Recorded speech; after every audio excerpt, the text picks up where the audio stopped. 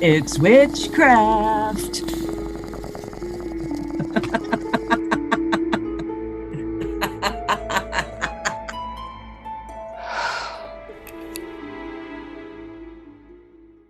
Hey, it's 4:20 a.m. Hi, and welcome to episode 68 of the Stoned Witches Hour. On this podcast, two best friends separated by way too many miles get together to smoke mass quantities of cannabis while telling each other the spookiest tales of cryptids, ghosts, ghouls, and true crime from across the US of A. Coming to you today with Ghosts and Ghouls from the Grand Canyon, I'm Layla. And bringing some foreplay before episode 69, I'm Chelle. Ooh, I love it. I can't wait to hear what you've got to say. But first, let's talk about our last episode and how Brittany pointed out that we say a few words funny. I'm editing the episode and I get to the part where we're talking about documentary and elementary. And Yeah. I'm like, this is so weird to me. I'm such a word nerd. I have to look this up, right? So I go online and I start looking and I find a YouTube video. 2 ways to say elementary. No, there's not. Wait till you hear this. Elementary and elementary. Yeah, but the end of elementary, it doesn't end with tree. No, It's not elementary. Like there's no tree in the word. none of them are elementary. So I had to look a little further. What? Elementary or elementary. Those are it. So I had to look further because that can't be right. And apparently, once I found some people who are into local dialects and accents, that's where I found out that upstate New York is the only place where people say documentary, elementary, and sedimentary. Are you That's kidding it. me? No, I'm not. We're like the only people on the planet who say, no wonder people in my mundane day job laugh at me when I say things like that. That's it. Some places in Pennsylvania, some places on the East Coast a little bit, but almost exclusively to upstate New York. So I was like, if you doubted where we were from, here's your Now proof. you know. That's funny. That It is funny. So I thought that was pretty hilarious. And it was Brittany. Was it Brittany? Yes, Brittany told us about the Kappa. And she's Okay. also the one, Brittany is also the one that said we say elementary, documentary, and Oregon wrong. All right, Brittany. Now, did you look up Oregon? What's the deal with Oregon? For Oregon, I'm going to pull one of the many emails that we got in regards to how weirdly we say words. We actually got a bunch of emails about how weird we say words. Apparently, people are laughing their asses off over us across the country and around the world because just upstate New York says that. That's how they're spelled, damn it. Tary. How else are you supposed to say Terry? Where do they get tree out of that? I have a funny mundane world story for you real quick. Yesterday at my work, Massachusetts has some weird town names. They even have like TikToks about how weird the names are. Understandable. So I had to talk to a coworker about another branch of our office in what I call Leo Minister. And he's like, hold on a second. And I could tell he put me on speakerphone. And see, I was working from home and he was in the office that day. And I could hear you turn me on speakerphone. And he goes, can you say that again? I go, Leo Minister. And I could literally hear the whole freaking office bust out laughing at me. Apparently they pronounce it Lemonster. And I'm like, then why isn't it spelled Lemonster? If you want to say Lemonster, lemon stir. Leo Minister is how it's spelled. What is wrong with people? It can't just be me. You're laughing at me too. I'm not laughing at you. I'm laughing at Massachusetts because you are so right. Just look at frickin' Worcester. I'm sorry. That's not how it's spelled. Worcester. Right. That's right. So it's not us. It's the rest of the world. I'm telling you. Okay, so how do you pronounce Oregon? Did you figure that out? Because I need to know, because now I'm dumbfounded. Okay. So in the landslide of emails that we got, lovely Kelsey emailed us and she says, hey guys, I just want to say that I absolutely love your podcast and can't wait to listen to it every week at work. Where are you people working that we're okay to listen to? But anyways, while I smoke more of this joint, I am also listening to your all's older podcast as well. I am from North Carolina and have been to Major Graham Mansion's haunted attraction several times. We're going to have to look that one up. She says, I always have such a blast there. I personally have never seen anything there, but while going through the quote unquote haunted house, you definitely get vibes that there is something there besides you and the workers. I have heard several stories of people seeing shadows there and always feel like someone is watching me. Then she says, also, I have never heard anyone else pronounce elementary, documentary, and Oregon like y'all do. If y'all heard me, you would definitely think I am the one with the accent. My southern way of saying these words are elementary, documentary, and Oregon. Wait, Oregon. really? Oregon? Is that how Oregon. people say it? Oregon. Oregon. I guess so. Elementary, documentary, and Oregon. Okay. Elementary, documentary, wait, I can do elementary, but is it documentary? Documentary? Uh-huh. Like documentary? Okay. So documentary or again? Oregon? Yeah, Orah gun. Oregon? Oregon. But it's not spelled Gun at the end. I don't know. Oregon? Like that's not how it's spelled. I know. Hey, I'm not People sure say what Oregon? Is that really what it's Oregon. called? I'm It's the telling you. Oregon Trail, man. I played Oregon Trail. It's the Oregon Trail. My 6th grade teacher called it the Oregon Trail. So Right? it has to be, I don't know. Someone from Oregon has to weigh in here. I need Maybe an they're Oregon talking, person. maybe they're talking about a different place. Maybe there's a whole nother state that we have not heard of yet. It's possible. It's possible. I don't know. Anyway, I think we need to start a movement where everything is spelled phonetically. there you go. I mean, you'd think. I mean, my goodness, what the heck? My first question is, why wouldn't you pronounce elementary and documentary the same way? Because they're spelled the same way at the end of the word. I'm so confused. We're going to have to start a whole new podcast trying to get to the bottom of why everyone else says these words wrong. She finishes by saying, I have a super Southern accent and would love to hear y'all try to pronounce them like that on the podcast. Well, there you go. We tried. Thank you for making my work days a little better and keep on staying high and staying spooky. Kelsey from North Carolina. I love that people listen to us from while they're at work, because I couldn't listen to us at work. That'd be bad. Well, thankfully, I work from home. So, I'm a pretty lenient boss. I could listen to me at work. But the funny thing is, and this is for Kelsey and all of our other Southern friends, we might be from upstate New York, but we actually do say y'all. What are y'all doing? Oh, everybody says y'all now. Where y'all going? It's like we say y'all, but we also say elementary. We've got listeners in the UK, in Britain, in England. Folks, back me up here. Can someone who is a UK listener, can you tell me, please, send us an email to stonewitcheshour@gmail.com. Does the Queen's English say elementary? I need to know this. I don't understand why we're the only ones who say it the right way.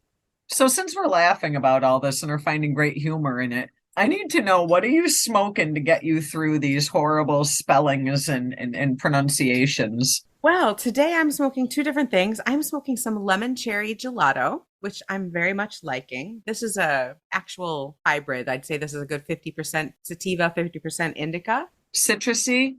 I'm Very assuming because citrusy. the lemon. Okay. Yes. Okay. This does also have a little bit of that pine that you don't like, but it has a really nice citrus, almost like that fresh green pine taste. Not a musty green, if that makes sense. It's more fresh. Not that piney, gassy taste. No, this is really, really good. Very tasty.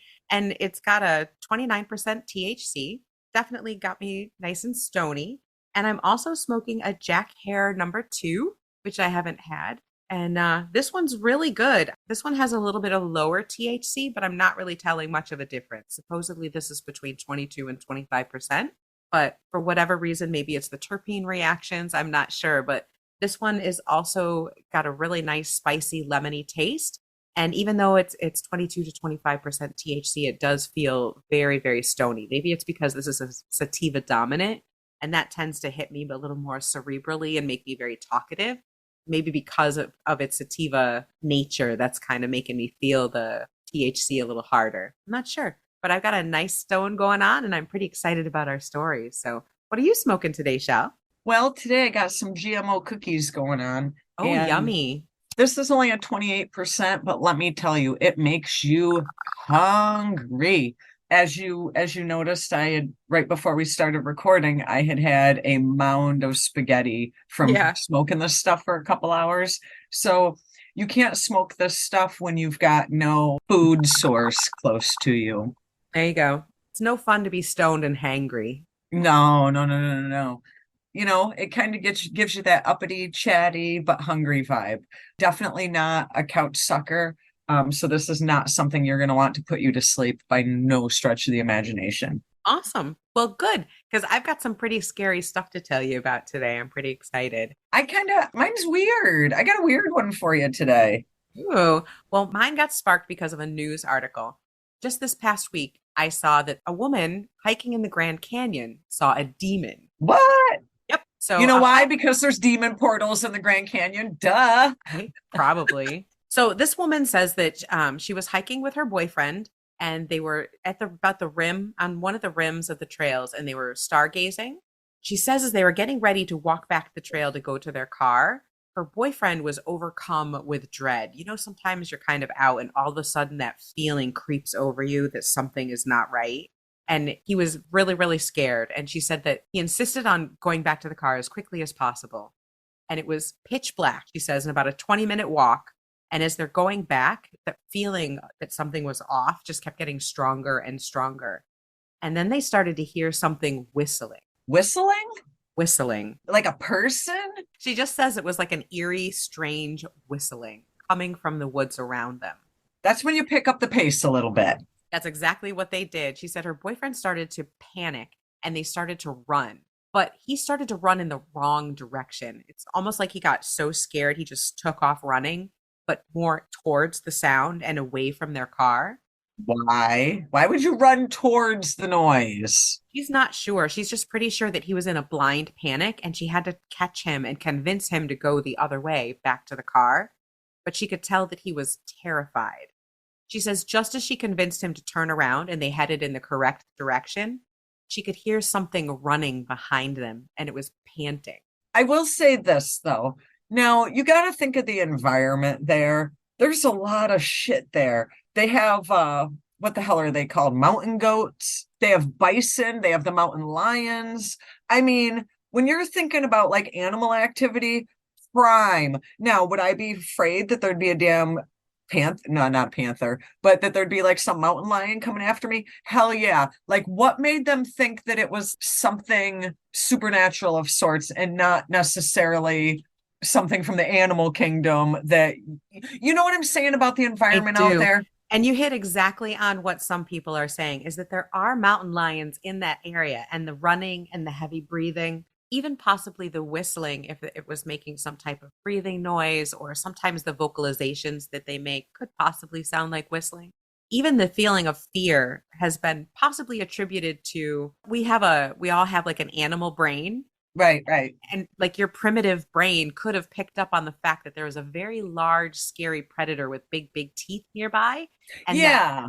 and that See, could like have been what panicked him. I'm not trying to debunk you from the get-go. I'm just Oh no. anybody hearing your story, their first thought's gonna be, well, there's some crazy animal kingdoms out there. Well, you jumped in before I got to that part.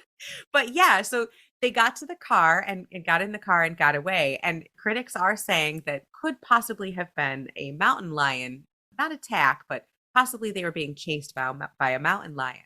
She insists that it was a demon because of the intense fear that he felt, the way that the temperature dropped and the darkness got really, really dark. What, did my ex-husband show up? Possibly. She's just pretty sure it was not a mountain lion.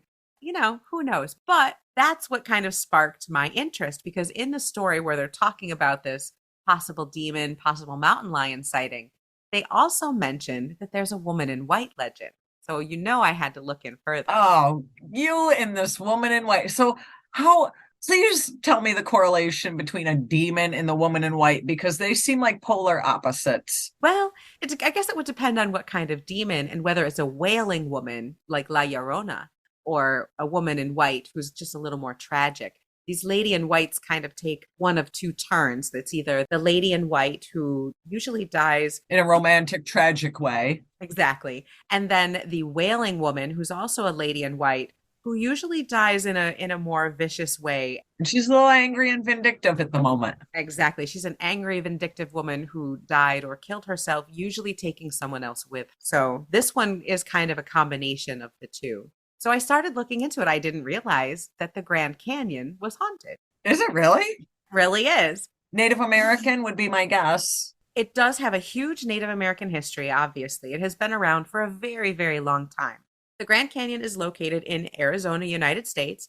It's 277 miles long, 18 miles wide, and is about a mile deep in some places. And scorpions live there.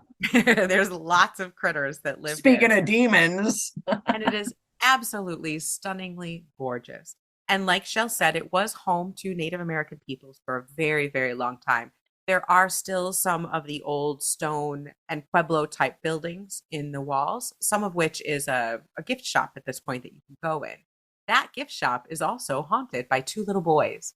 Oh my God. I know that, you know how I know the Grand Canyon is haunted? I just thought of this. This just popped in my brain because on an episode of the Brady Bunch, they backpacked into the Grand Canyon and had a paranormal experience. Go No Brady shit. Bunch. On the Brady Bunch? Yeah, they went in on like horses and mules. Yeah, it was a great episode. You should look it up. So on the south rim is a structure called Hopi House, which is one of the Adobe style structures that the people that lived there lived in. And it is a gift shop today. And it is haunted by two little boys that they call the Brown Boys. Aw, I hate little kid spirits because it's so sad to me. Yeah. My guess is they were probably children that lived there back when it was a dwelling. After the shop has closed at night, when they come in the next day, it's pretty common for them to find items that are broken that look like they have been thrown from where they were. Also, electronic items will be turned off. If there's a radio playing or lights that are on, they'll usually be turned off when the people come back in the morning. They've been referred to mainly as doing poltergeist type activity. So throwing things, rearranging things, and turning electronics off is pretty much what they get up to. And it's usually only at night when there's no one there. Kind of like mischievous kids would do, basically. Exactly. Now, this is located next to another haunted place that's called El Tovar, which is a hotel. It's a current day modern hotel, or it was a hotel like way back? No, it's currently a hotel that you can stay in. It's on a bluff on the South Rim. When it was built in the early 1900s, it was fabulously luxurious. It was like the place to go, just a beautiful, beautiful place and the height of luxury. When you say it's on the rim, you're talking about the top, right? Not the bottom. It's at the top of the canyon. It's at the top of the canyon. Yep. Okay. At the South Rim. This property is known to host quite a few different ghosts. People often see shadow people and ghosts walking up and down the stairs and down the hallways. And they know that they're ghosts because they often dressed in, think of like something someone would wear to a party in the early 1900s. Kind of still like that Victorian age clothing, the long dresses, the long sleeves, the high necks. Exactly. You know, sometimes the flapper type dresses and that type of thing. Right. Was there gold mining in that area? I don't know. I'm asking. Was there gold mining during the gold rush in that area? Because that could have contributed to some ghosties. I do know that a lot of cowboys and cowgirls kind of passed through there, but I don't know if they ever did any gold mining in the canyon itself. One of the more seen ghosts is a gentleman who died before the hotel was even built. But because he died on the property and was so well known in the area, it's believed that his ghost still haunts the hotel. Never wanted to leave. Never wanted to leave. People will often see him dressed as if he's going to a party in a very fancy suit, welcoming people into the ballroom on the third floor, even though there's no party going on. In particular, there was a Christmas party. I don't know what year it was, but people often talk about this Christmas party where a very well-dressed man who was slightly old-fashioned was welcoming so many people in the front door. And they were all commenting that he must be dressed in character because he looked so old fashioned and he was so proper when he invited everyone in. Wasn't a character, was it? They couldn't find him. He didn't exist. He wasn't someone at the party. It was the ghost of Fred Harvey. And people will still see him occasionally either walking the halls or inviting people into that room. At least he's friendly. All the ghosts here do seem to be very friendly. And they all seem ready for a party. What's up with that? Maybe because it was such a fancy destination for people back in the day. And that's where all these ghosts seem to kind of come from. One couple from Los Angeles, in their room, as they were walking by, they caught a reflection in the TV, but it didn't move. It looked like it was a person, and it looked just like an old man with a beard. And they have a picture of what looks like maybe an old cowboy or something, almost as if he was in the room being reflected in the television. That's cool, though. That is kind of cool. That's like one of those things I wish I could see like every day. Yeah, me too. Other people report having their clothes tugged on in the middle of the night as if someone's trying to get their attention while they're sleeping. There's another place called Crash Canyon. And unfortunately, it gets that name because there were two crashes there. The bigger crash was in 1956. There was a midair collision of two airplanes, and 128 people, passengers and crew, perished in the canyon. Holy shit. And people hiking through there will report hearing the sound of metal and the sound of the crash, along with people screaming and crying out as they go through the canyon. Oh, that's so horrible. It is horrible. Now, the story of the woman in white, it's a little less well known. And this centers around North Rim. And she's sometimes called the Wandering Woman. She's almost always seen wearing a white dress that has little blue flowers all over it, and sometimes with a kerchief over her hair. And she's seen pretty frequently on something called the Transept Trail. And her story is that they say that it happened in the early 1900s and that she was there with her husband and her young son, and they were there on vacation. Her husband and son decided to hike the Transept Trail, and she stayed behind at the lodge. Unfortunately, the weather changed very quickly, as it can do sometimes in the Grand Canyon, and it started to rain, and they didn't come back from the trail. Oh. Once the weather cleared, she searched the trail relentlessly, trying to find them, wandering up and down the trail looking for them. Is that why her ghost is called the Wandering Woman? Because she's looking for them, basically? Possibly. Unfortunately, they were found dead at the bottom of the canyon. They had slipped off the trail and fallen to their deaths, and they were found holding hands. She couldn't handle it, and she continued to wander up and down the trail crying. And then, unfortunately, she went back to the lodge and took her own life. So people will see her sometimes in the lodge, but mostly wandering up and down the trail, and they can hear her crying. In the lodge itself, it's said that if you leave a door open, she'll slam it shut. Oh. So they usually leave the doors shut because if you leave them open, she'll just slam them shut. There is a thing, though, with ghosts and windows open and doors open that they don't seem to like. Yeah, I'm not sure what that is. On September 1st in 1932, the original lodge burnt down, and multiple people reported seeing the face of a young woman in the flames.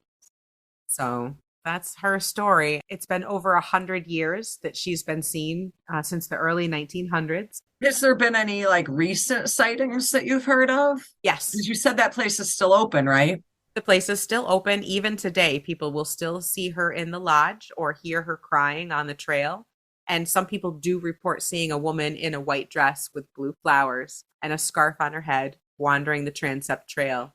She's usually crying, but people very often, particularly at night, will hear her wailing in the distance, crying out for her lost family. So still happening today. But yeah, lots of ghosts all over the place. I had no idea. It is unfortunately the site of a lot of accidents and a lot of suicides. So it does have its fair share of tragedy.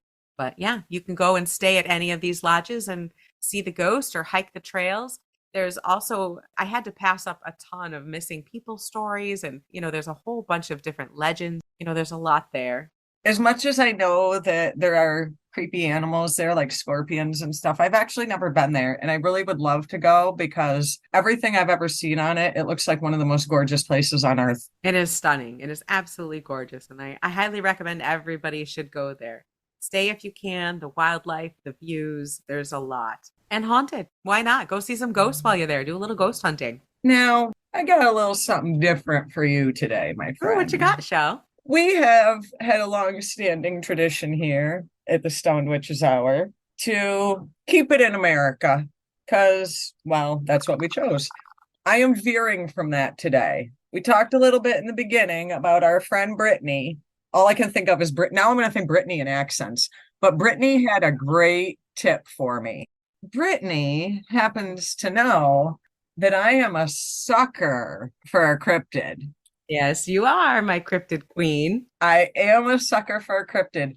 Who could not love Nessie? Well, I'll have to do an episode one time on Loch Ness Monster. That's probably my favorite non-American cryptid. And I never heard of this one. And just from a couple of things I pulled up last week, I was like, I have to do this. So I've done my research, Brittany, and we all know I can't pronounce shit right. Refer to the beginning of this episode. I think they're called the Kappa, the Kappa, the Kappa. I think it's the Kappa. And the Kappa is a cryptid that actually hails from Japan. Well, we covered one in the Kasha House of Kaimuki. So. Oh, yeah. Covered the Kasha, which is another demon. Now, this is like, so if you're looking at a map of Japan, the Kappa actually originates from like the southern part of Japan, kind of near like Nagasaki. And I know we have some listeners in Tokyo. For all of our listeners in Japan, if you have had any experience with this, please email us because I got to know. Even though it originates from what's called the Saga region in Japan, there are stories, mythical stories about it being pretty much everywhere in Japan. And this thing, like Laylla, this is like a cryptid lover's dream come true. All I remember about this cryptid is Brittany said it liked cucumbers. It likes cucumbers, but there's something else about it that is just the funniest thing ever. Oh, great. Funnier than liking cucumbers? I mean, come on, a cryptid that has a taste for cucumbers? How funny is that? No, this totally outdoes the cucumber thing. So it likes cucumbers, but this son of a bitch, I don't even know if you're allowed to say that on air. We're allowed to say anything. We have no producers. This thing is a cryptid that sumo wrestles. It likes sumo wrestling. That's adorable. I love that. But it kind of looks like a Ninja Turtle. No way. You're shitting me. It's a Ninja Turtle cucumber eating sumo wrestler? Yes. That's fantastic. How could I not want to know about this? All right, you're allowed to go out of the US. That's too fun. So first of all, too fun. Brittany, you made my damn day with this one because this one is his. I don't know if I want to go to Japan and meet it or if I am scared of it. I don't know. I don't know. But there is a reason to be frightened, actually. The Kappa, remember the movie Alien? Sigourney Weaver. Yeah, right? Yeah. You know how on Alien, the alien had like that big elongated like thing? Like yeah, the that head? weird head thing. Yeah. So this has kind of something like that. And it's like, it's got like a dip in it and it almost like a dish. Looks like it's got a plate on its head. Okay. So that thing has water in it. Are we talking about a bong-headed cryptid? No. Oh my God. Are you sure? Yes. So it's got this water, like this like, we'll call it a plate for lack of a better word. I'm sure there's a better description for it, but I'm gonna call it a plate. Bong. So it's got this like thing on its head and it's filled with water. And if that runs dry, it will die. Oh, okay. A couple of stories I read said it'll die if there's no water in it. And another said it would lose its supernatural powers if the water ran dry in its head. It's reminding me a little bit of what are those red cap trolls or red cap fairies? They replenish it with blood and they have to keep it wet with blood on their head. It's reminding me a little of that. So aside from the fact that he's a cucumber eating sumo wrestler, that's so cool. They're not real nice. Okay. Aww, no. You want to consider this like a part land, part aquatic creature. Okay, makes sense. The whole Ninja Turtle look. That makes sense. So that's how it can survive out of the water because of that quote unquote plate of water on its head. But like I said, if it loses the water, shit gets bad. So we love that it likes cucumbers and sumo wrestling. Absolutely. I need you to hold my beer for a second because there's one more piece to this little monster. They're often accused of assaulting humans in the water and removing a mythical organ. Now, I got to see if I can pronounce this right, which we know I'm going to butcher this. Okay, so removing a mythical organ called the shirkodama. Layla, do you know what a shirkodama is? Is that where your soul is kept or something? It is, but do you know where your shirkodama is located? Probably don't want to know. Where? In your butt? It's in your anus. It really is, though. It really is in your butt.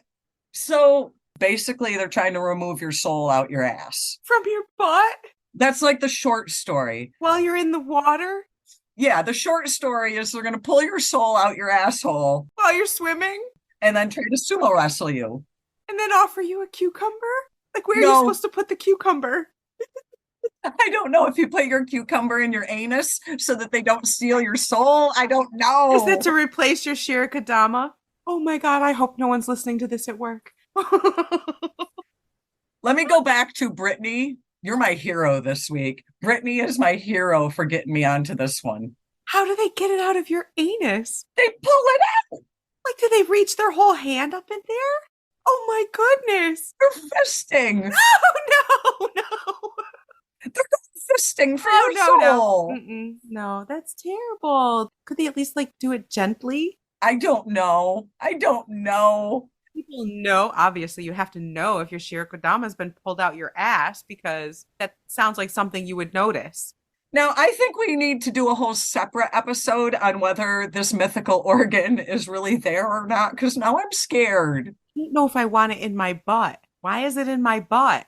This is why I desperately need for anybody in Tokyo or anywhere in Japan, if you are a fan of shells in any way, shape, or form, I need more info because my butt hurts just thinking about this thing. Oh my gosh. So now remember I said that it was mainly a legend and being seen around the Saga region of Japan. The reason that the legend is kind of spread throughout all of Japan is because they believe that parents used it as a way to deter children from going swimming unattended in the rivers. Because if the children went swimming unattended in the river, then you're going to have to sumo wrestle someone so they don't steal your soul out of your butt. That would prevent me from swimming in a river, yes. They do think that other regions of Japan kind of sucked up this legend to kind Great of deter. choice of words, Chelle. I mean, there's better ways to get that soul out. That's all I'm saying. Are they fisting? Are they sucking? I need knowledge on this. Please, if you're going to be stealing someone's shirikadama, do it with consent. I mean, it's much better that way. I'm just saying, even if you're going to do it without consent, could you find a different entry point? No, that sounds even scarier. Like, where are they going to go through to get it then? I don't know. Like, I just got to talk to Brittany again for a second. Brittany, I am too high for this. This is so funny. So what are people doing to prevent this anal shirikadama stealing? They're staying out of the water and having some cucumbers handy because that's actually what they would say. That's what part of the legend was that if you were going to be in a watery environment by yourself, have a cucumber handy because you know how if a dog is attacking you, I'm not necessarily a dog person, you know that. But you know how if a dog is attacking you, you can like throw a bone and they'll just go chase the bone. Or distract them, yeah. Right. So, if the Kappa's coming, you chuck a cucumber and it's like a dog off into the distance. Okay. All right. I could see that. But they're not entirely antagonistic to human beings. They just want your ass. We got to kind of get a bit of credit where credit's due. So are you saying they might take me out to dinner first before they try to reach up in my butt? No, they actually will assist and befriend some of the Japanese farmers, and they will perform some tasks for the humans, such as helping farmers irrigate their land. And sometimes they leave fresh fish on the banks of the rivers. What are the farmers doing in return for this? That's what I want to know. Well, yeah. But they also have a history of being good at medicine. So we've got like Dr. Teenage Mutant Ninja Turtle here. Part of the folklore with these things is that they actually taught humans, ancient Japanese folk, that they taught humans the art of bone setting. They also, if they have befriended a human, they will actually save that human from drowning as opposed to assisting in ripping your soul out of your asshole. So they don't want you to die. They just want your butt. Oh, none of these stories and legends have anything to do. They don't kill anybody. They don't kill you. They just want your soul, and they want to sumo wrestle, and they want a cucumber. They want a cucumber. I want to know what they're doing with a cucumber because this is just crazy. I don't want to know. I don't. But like, I'm not sure if I'm thrilled that I now know about the Kappa or if I really wish I had never heard this ever. I want you to see this picture. I'm going to share my screen with you. Is he farting to defeat the Kappa? Is that what's going on in this picture? That is one wrinkly old man butt. I don't know, or if he just shot a cucumber out of his ass. I'm not sure. This old wrinkly behind is bent over towards the Kappa. Is the Kappa holding his nose? It's got to be a fart. I think. But I want you to read what the caption of the picture says: "Defense against Kappa, repelling with flatulence." It is a fart. Apparently, you can fart at them. I fart at thee, and then they're gone. Like, I don't know if that keeps your soul intact. Like, I don't know. Like, this, Brittany, what have you done to my brain? I'm pretty sure it's impossible to fart underwater. So if you're underwater and the Kappa's going up in there to try and get your soul, you might be kind of screwed. Or you better hope you have a cucumber down there. I'll be honest with you. Like, I don't mean to shame anybody, but I'm pretty sure my 1-year-old grandson has farted underwater. I just want to put that out there. I'm so proud. He'll never have to worry about Kappas. You must be so proud. My little boy. Yeah, but isn't this just like the craziest thing? Pretty wonderful, actually. But I do want to just share my screen with you one more time. And for all of our listeners, please Google Kappa. But see how it kind of looks like a Teenage Mutant Ninja Turtle. It does. And it's got this weird nest bowl thing on its head that keeps water in it. Almost like Larry, Curly, and Moe, those Three Stooges. He's got like a Three Stooges haircut.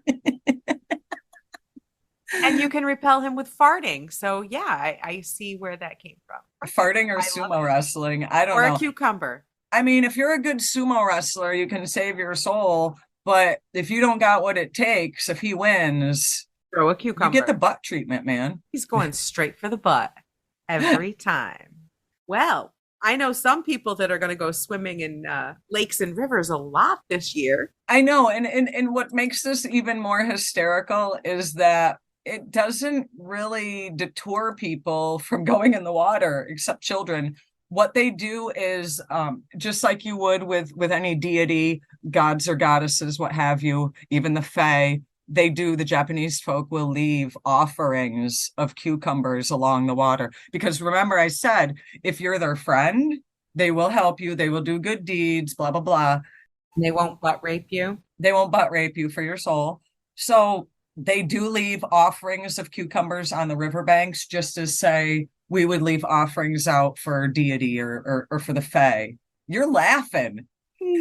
I can honestly say I have never left an offering with the express purpose of keeping my anal region intact. And I'm a little disappointed that I didn't know about this sooner. And I still want to know, I think I do, well, what's the aftermath of this? Like, has someone ever had this happen? Do you know? Do you feel it? Brittany suggested this. Brittany, have you been to Japan? Have you had the Kappa treatment? Like, do you still have your soul? Inquiring minds want to know. We need to know here. I mean, that makes me want to just go chill with the Jersey Devil. Butt raping me, Lord. Making the puckwudgie look kind of friendly, man. I'm gonna go have dinner with the puckwudgies after this. Might go catch a movie with Sasquatch. Lord. I'm surprised actually that the Kappa has not made it to the United States because I'm pretty sure there's places he'd be very welcome. I also think that he would find a lot of nourishment here. Are you sure? Are you sure? Well, so note to self, I am never going in the water in Japan unless I have duct tape over the chocolate starfish. Well, I'm certainly not putting a cucumber down my bikini bottom, so I think I also am going to go the duct tape route if I ever. Wow. And I want to go to Japan. I hear about all these onsens, the hot Stay the water fuck out of the water, man. Now I don't want to do it. That's scary. Oh this is probably the most hysterical cryptid I have ever looked into, ever. Like ever. I don't even have words for how I feel about the Kappa. I'm really surprised that there is not like a 50 Shades of Grey fanfic about the Kappa already. I'm surprised there's not a line to meet the Kappa. Cucumbers, butt soles, water sports. They're getting into all sorts of stuff here. Okay, maybe not water sports, but that's pretty impressive. Japan, you have outdone yourselves. I love it. This is awesome. Japan has beat every single cryptid that the whole of North America has. And I'm not even just saying the United States, North America, because that outdoes Sasquatch and Chupacabra. And your best defense is a fart. I mean, farting on it is how to get it to go away. This means everybody's grandpa is safe, basically. I just wonder if they eat a lot of beans in Japan. I'm dying. I love it. I love it. That's a pretty awesome cryptid. I'm to the point now where I've laughed myself into stomach pains. I'm so high I might eat another plate of spaghetti. I think it's a wrap. I need to go recover from this like S&M cryptid that you brought me. I feel a little violated here. I need a few more bowls, maybe a joint. My lovely husband came in and we have 2 grams of this delicious plain Jane batter. Ooh, look at that. Delish. So I'm going to be doing some 90% THC dabs here after we're done to wipe my memory of that cryptid. I wish to never hear its name again. Thanks, Brittany. Thanks, Brittany. Actually, that's so fucking funny. I'm probably it is hysterical. I like I said, my stomach hurts from laughing, and my butt hurts from clenching. Like it's just been it's been a show. And next week is episode 69. Maybe we can find some more maybe consensual ghosts and spooks and cryptids for episode 69. Thank you so much for staying with us and pointing out all the weird things we say. Please keep the emails coming. You crack us up. We absolutely love it. Email us at thestonedwitcheshour@gmail.com. Tell us what we say wrong, what you love, what you want to hear. If you have any suggestions, please, no more soul out your butt stealing cryptids. I think one is more than enough for any podcast. Just protect your bum and protect your soul and you'll be good. And join us next week on Wednesday at 4:20 a.m. for the next episode of The Stoned Witches Hour. Thanks, Brittany. Thanks, Brittany. Stay high, stay happy. Hey, future Laylla here. Just reminding you that if you like our show, please like, subscribe, tell a friend, and get the word out there. Leave a comment on whatever app you use to listen to podcasts. It really helps the show out, and we will smoke a kind bud in your honor.